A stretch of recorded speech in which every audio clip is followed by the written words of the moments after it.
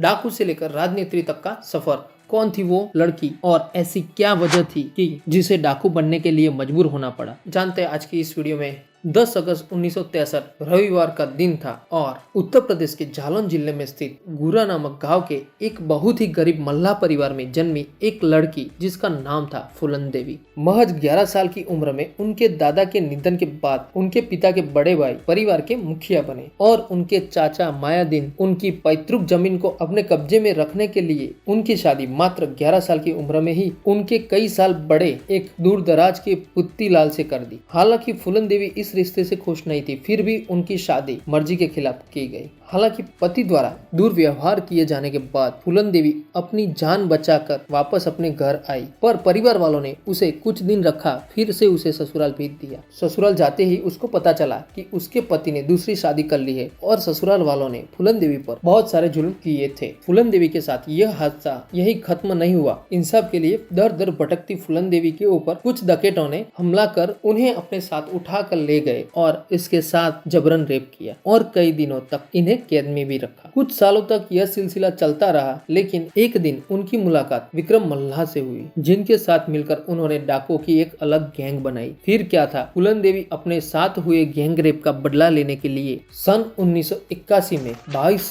ठाकुरों को एक साथ लाइन में खड़ा कर गोलियों से छलनी कर दिया, जिसके बाद गांव से लेकर पूरे चंबल घाटी में फूलन देवी के नाम का डंका बजने लगा। इस पूरे कारनामे के बाद उत्तर प्रदेश सरकार ने फूलन देवी को तत्काल गिरफ्तार करने का आदेश दिया और साथ ही कुछ धनराशि देने का भी ऐलान किया, लेकिन उत्तर प्रदेश और मध्य प्रदेश की पुलिस टीम फूलन देवी को पकड़ने के लिए नाकाम रही। वही समय था जब फूलन देवी ने विक्रम मल्लाह की मदद से बंदूकें चलाना सीखा था। डकैतों के गैंग में फूलन देवी उस समय की अकेली महिला थी। वह अपने हर अपराध के बाद दुर्गा मंदिर जाती थी और अपनी सुरक्षा के लिए देवी माँ को धन्यवाद देती थी। फूलन देवी के जीवन में एक ऐसा समय आया जब लोगों ने उन्हें देवी के रूप में स्वीकार किया और उन्हें फूलन देवी का नाम दिया। वर्ष 1983 में तत्कालीन प्रधानमंत्री इंदिरा गांधी ने फूलन देवी को सरेंडर करने के लिए कहा और वह उनकी बात मानकर अपने आप को सरेंडर कर दिया, क्योंकि उनका साथी विक्रम मल्लाह पुलिस की मुठभेड़ में मारा चुका था। सरेंडर होने से पहले फूलन देवी ने सरकार से कुछ अपनी शर्तें रखी थी, जिनमें उन्होंने अपने साथियों को मृत्युदंड न देने और गैंग के सभी लोगों को 8 साल से अधिक सजा न देने की बात कही थी, जिसे सरकार ने शांतिपूर्वक स्वीकार किया था। उनके मुकदमे में 11 साल की देरी हुई, जिनके दौरान वह ग्वालियर सेंट्रल जेल में एक साधारण कैदी के रूप में बंद रही। वर्ष 1994 में उनकी रिहाई के बाद उन्हें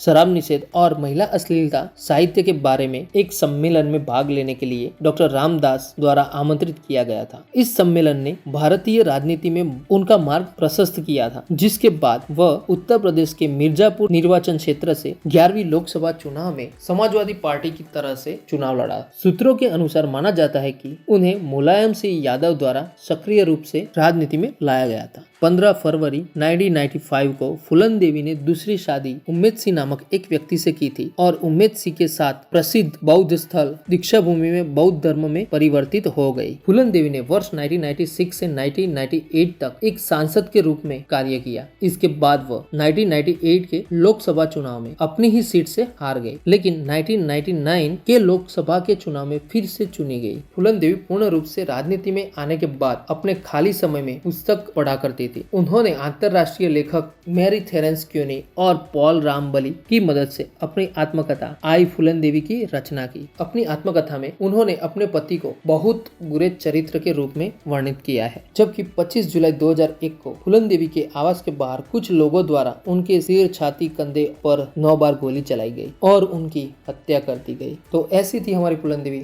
तो दोस्तों कमेंट में जरूर बताइएगा कि आपको फूलन देवी के बारे में जानकर कैसा लगा। जय हिंद।